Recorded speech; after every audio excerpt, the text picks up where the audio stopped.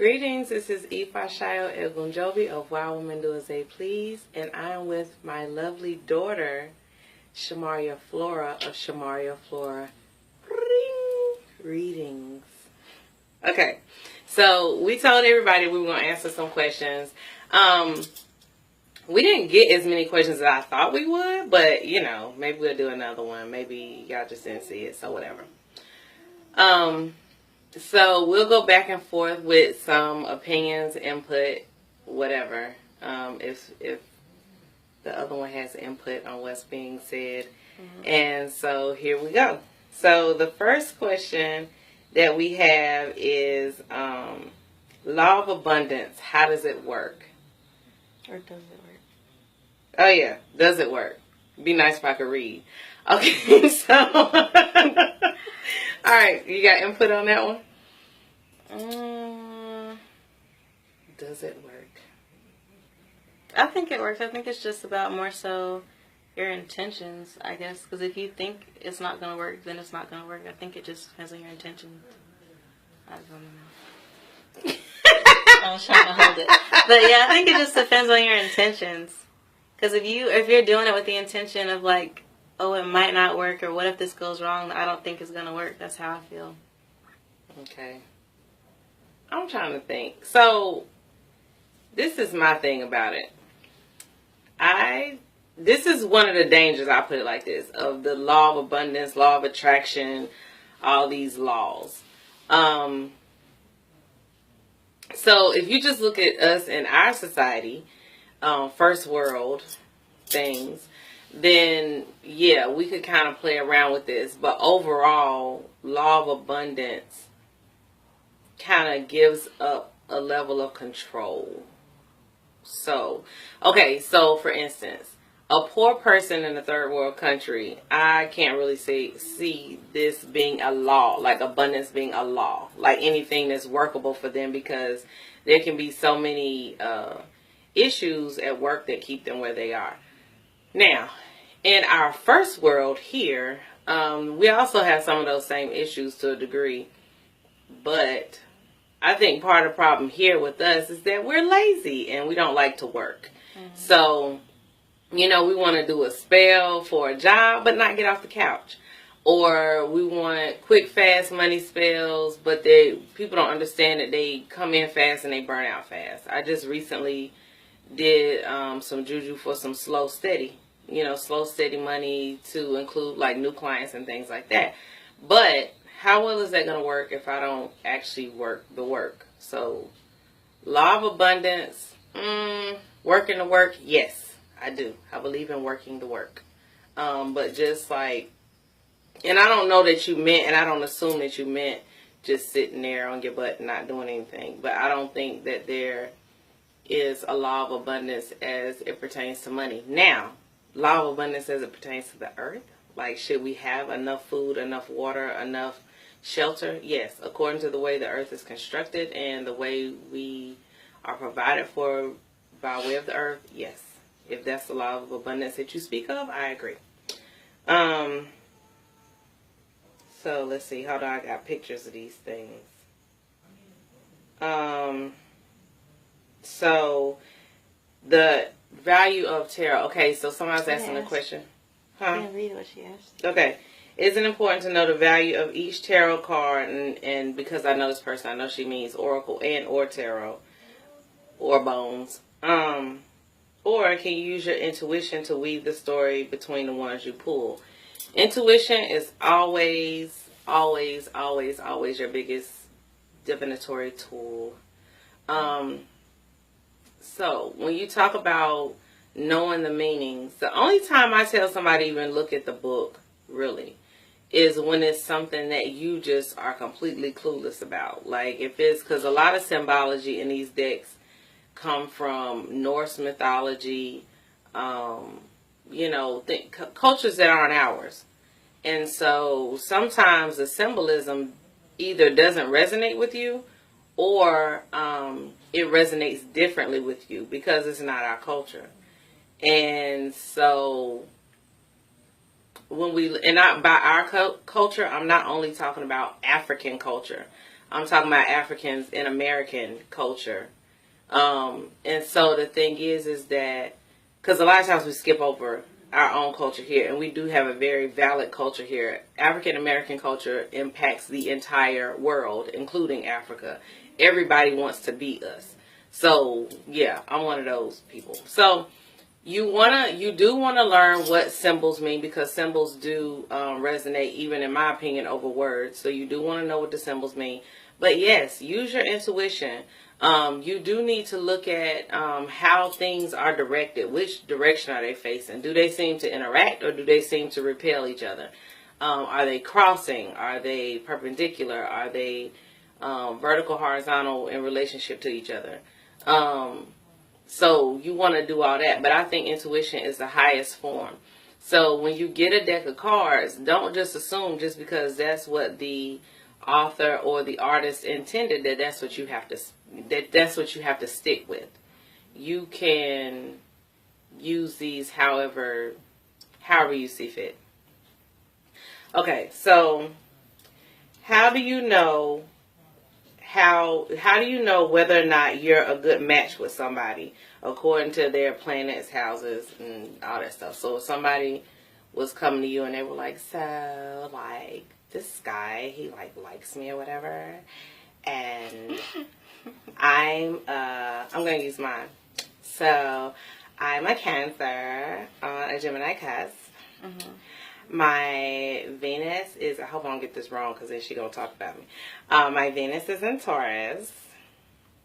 Would it be anything else that they need to know? Your Venus. It would be your Venus, your Moon, your Venus, and your Mars, and maybe your Ascendant. So my Ascendant is, what is my Ascendant? Oh, Capricorn. What else? My Moon is in Virgo. Your Venus and your Mars. My Mars is Gemini. Is it Gemini? No. No, shit. I knew I was going to mess up one of them. My Mars is in Taurus. Let me just tell you. Okay. She's a Cancer. She is technically a Cancer. She has her Moon in Virgo. And you have your Venus and Mars in Taurus. Oh. And Baba, we don't know his birth chart because he doesn't know what time he's born, unfortunately. Right. But he's a Taurus. I don't know what his moon is in, but I do know he has his Venus in Taurus and his Mars in Aquarius. I thought I found his moon somehow one time, but I can't remember what it was. We probably did. And we're also sure that he has some water in there. Like, he has definite water. So anyway, so should we, go together or whatever? Yeah, but with Baba, the only thing is, though, for me, I feel like it depends what house it's in. But since he has his Venus in your Venus and in your Mars, it would be good because y'all are both, really sensual. Not necessarily, super romantic, but, earthy and lusty. You know what I mean? So you guys want the same thing romantically and sexually. Yeah. So, but the reason you need to know, their moon and stuff like that is because you want to make sure that you can connect with them on an emotional level, too. And make sure that y'all get along on an emotional level, too. Because that could be a problem. Yeah. So, would you read an adult, an adult, differently romantically than you would read, a teenager, since emotionally y'all are developing in a different place? Well, no, I done met some adults. But no, I was going to say emotions can be emotions. I guess it... no, I wouldn't, honestly. Okay. Because I feel like regardless of your age, love can make you do a lot of stuff. But what if a teenager called you and said, hey, I'm thinking about... when I was in high school, serious, it was this girl that got married when we were in high school. And we thought she was so weird because she used to dress like a 30-something-year-old woman, probably. Well, I can't say that because I probably don't dress. Anyway, but a typical... Anyway, she was kind of different. Anyway, so she got married. She was 16, and we were in high school, and she was married. So if she had come to you and said... Because everything is not just astrology. So let's say that she comes to you and she says, I'm thinking about marrying this guy. And my parents have given me permission. And let's say that all their moons and suns and all these planets are just wonderfully aligned. Mm-hmm. But she's 16. And he was an adult. He was older than her. I can't remember how much older, but he was like maybe 20, 21. Not 30, nothing, but like 20, 21. So what would you tell her? You mean what would I tell her, like, regarding their compatibility? Compatibility and just your advice.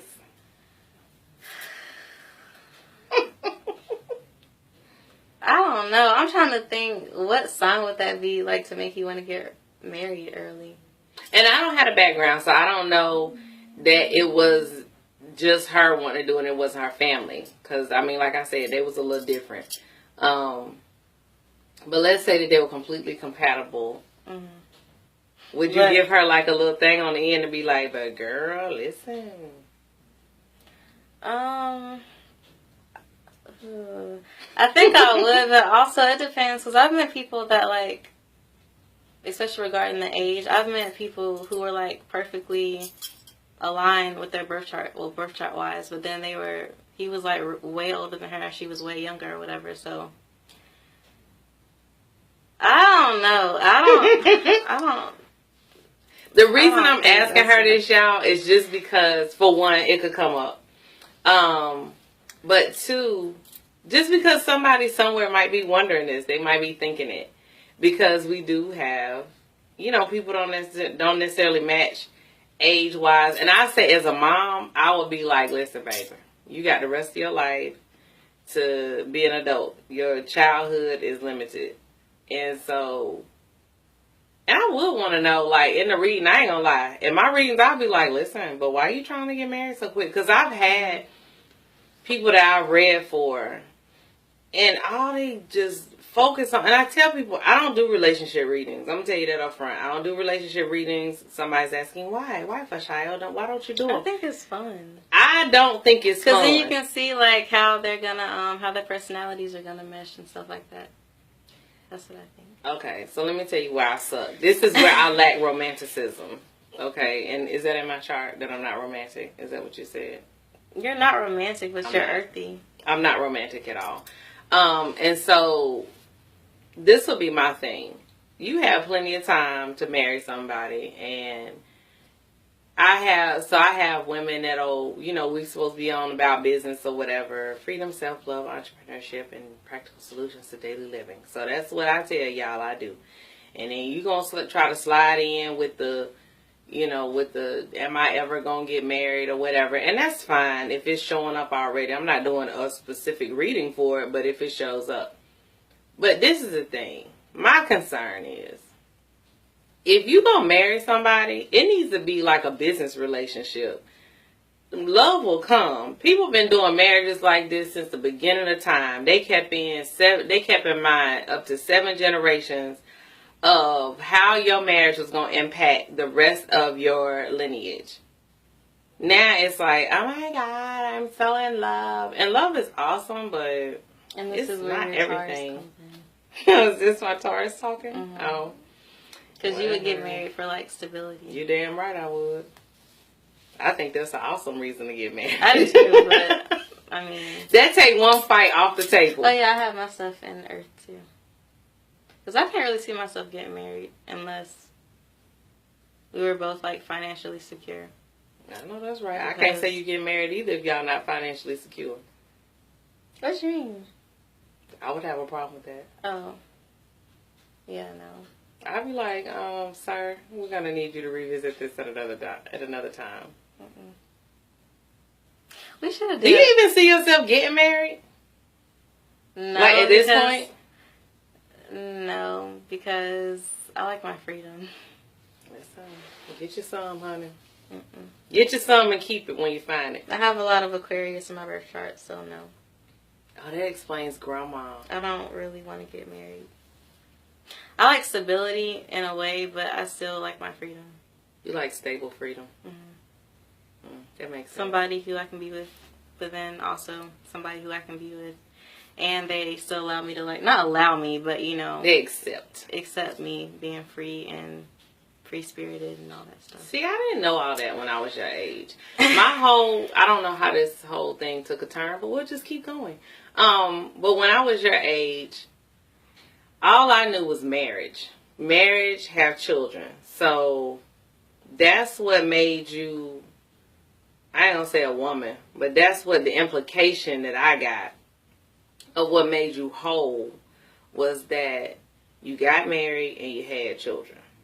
So I didn't have any concept of like being by myself or not having children. Like it wasn't even a thought that crossed my mind, that because I didn't really see how you could live like that. Like I didn't see, like, how am I ever going to be an adult if I don't do this? And so now I'm trying to think. Sorry. You had to tell them, they couldn't even hear it. I burped, y'all, excuse me. So but I didn't even, so Dee Dee, like when Dee Dee was growing up, she had a whole different mama than I did. So like when my sister was growing up, my mama lived by herself. She worked, had her own apartment, did all that stuff. So she woke up, Jesus, am I sleeping? She grew up with a woman, seeing what independence looked like in a woman, seeing what freedom looked like in a woman. And there's something to be said for that, because when you see my sister, it took my sister much longer to get married because she wanted to wait. It took her much longer to have children because she wanted to wait. And in my head, I thought like, oh, you just do this as soon as possible. And so I just never, even with boyfriends, I was way too serious with boyfriends. Like, I was scared to say something about that, but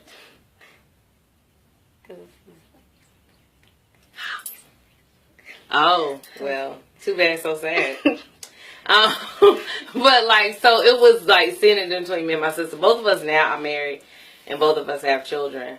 But I do know that I would have been a better parent had I waited. And the truth is, and they know this, that I don't feel like, except for with a lot of hard work, I don't feel like I should have been a parent. Like, I'm like, listen. I think you would have been a good aunt. Well, you are a good aunt. Yeah, I always thought I'd be an awesome aunt, and I always wanted to be an aunt. Like, even when I was little, I wanted to be an aunt. Like, if I didn't know you and I met you just randomly, I would think that you were, like, a traveler and you had, like, all these boyfriends and stuff, and you were really an aunt, but you didn't have kids. I wouldn't have guessed you had kids. Honestly, that probably would have been my life had I grown up the way Dee Dee grew up. But I didn't. This is my path. And I'm happy with it. But I'm also one of those people that's like, if my children ever move out, I might be the one to move out. Like, it might just be like, you know what, y'all can have a house, I'm out. Because this one here says she ain't leaving. I am leaving, you just coming with me. Okay, so anyway, most of the time she'll say that she gonna make a tiny house in the backyard. That's not leaving. That's moving to the backyard. Or we can move out and become roommates. Well, where's Baba? They'll be fine. she has me and her living together and Baba and David living together. They will probably like that. So, so that takes us to another topic. What? Traditional living conditions. Like, okay, so you know how people used to, like, all the women used to live together and then all the men used to live together. And then you just, like, and then there's different variables to how they did it after that. But, like, it might be that, like, I know one tradition, the women would just take a lover that night and then he just had to be gone by morning. Somewhere, is it Brazil or don't ask me that. or somebody? No, it's somewhere because they have like a whole thing where it's just women. I think it's in Brazil. I don't know, but it's just women, and then like on the weekends or once a month or something like that, they'll visit their families and all that. But it's just women. I could do that. I think. Well, yeah, I think I could. What will be a holdup? I mean, I would have to see somebody on the weekends or something. What you just said on the weekends? I know, but more often than that. But most of those places had a freedom, like the one I'm talking about that I heard about, I think it was in Asia somewhere. They had a freedom to come and go. That guy just has to be gone by morning. And it's matrilineal, matrifocal. And so, meaning they focus on women and the lineage, all the wealth and everything is passed down through the maternal bloodline. So, like, you can have as many lovers as you want. It's just that when everybody get up in the morning, he need to be gone. Oh, well, yeah. Yeah, so he ain't like hanging out eating breakfast or nothing like that. It's just like, you know, thanks for stopping by. Thank you for the fulfillment of your duties and peace. Yeah, I could do that. Right. I thought that sounded like it was up your alley. Okay. Anything else?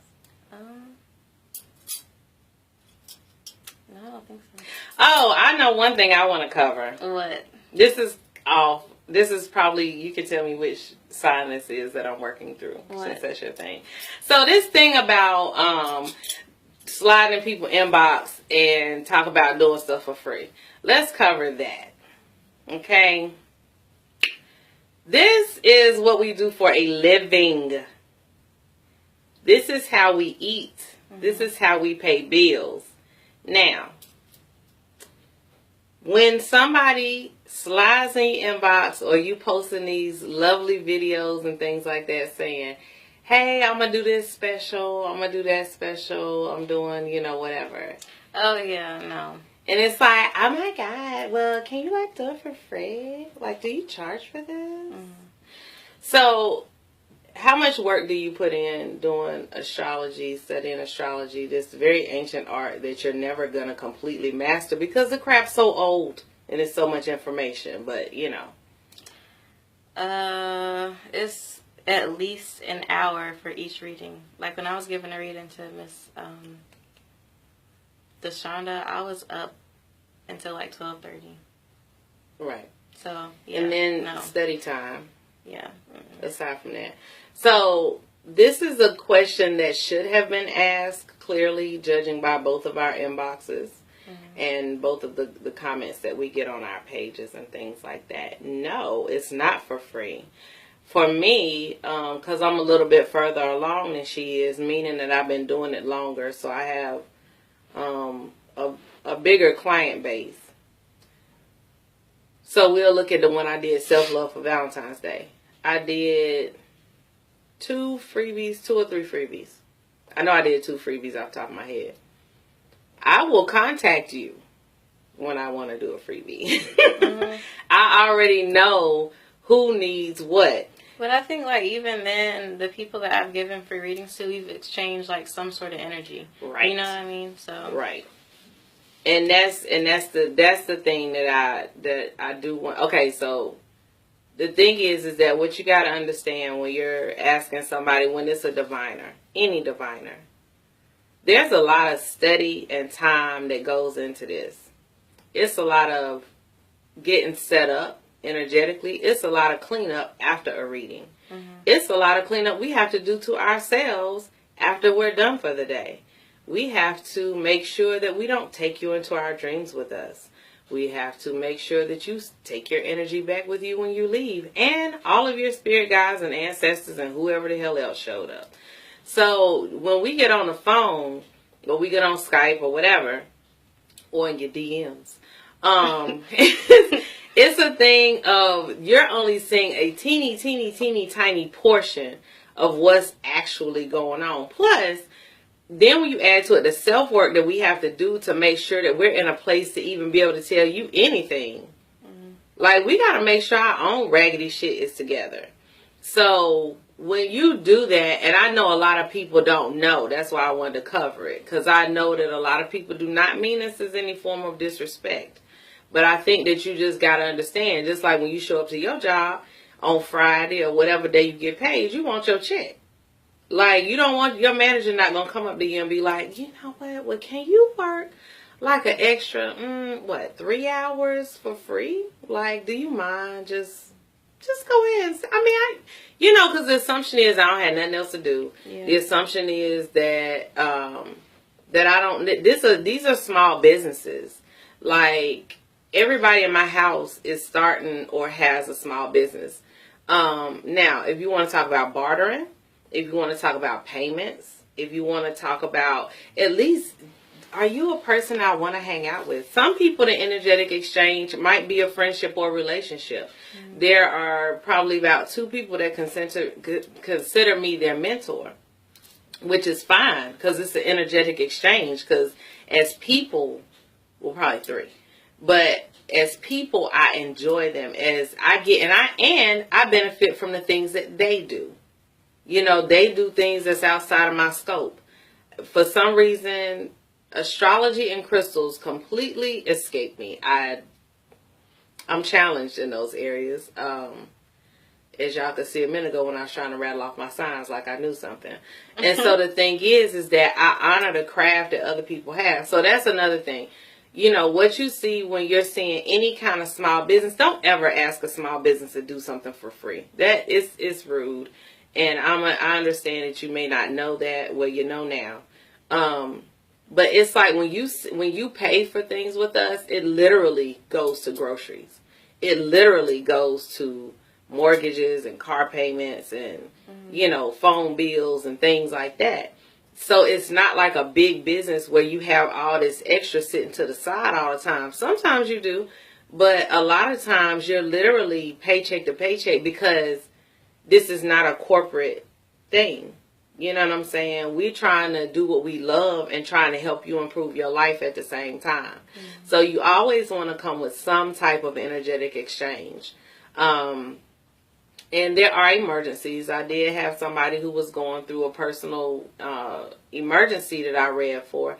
That's not a problem. That stuff happens periodically, and that's not a problem. But some of y'all be sliding through quite a bit for freebies and doing the damn most. If you can afford your new shoes, if you can afford that very expensive iPhone, if you can afford all this, you can slide the baby $20 when she talking about doing a $20 reading. Because the truth of it is, her readings are worth more than $20. Like, yeah, I don't play no games with my children. But, you know, and I might have like one $20 reading. Like, no, I'm not. And because you have to decide, what are you willing to roll out of the bed for? For me at this point, I'm not really going to roll out of the bed for $20. Like, I'm not going to do it. I've put too many years in. I had to do too much work. I'm not getting out of bed for $20. Not unless it's my community service work, which is what I call it. When I'm giving back to the community, that's different. But and most of y'all won't roll out the bed for $20. So, you know, stop asking for stuff like that, please, and thank you in advance.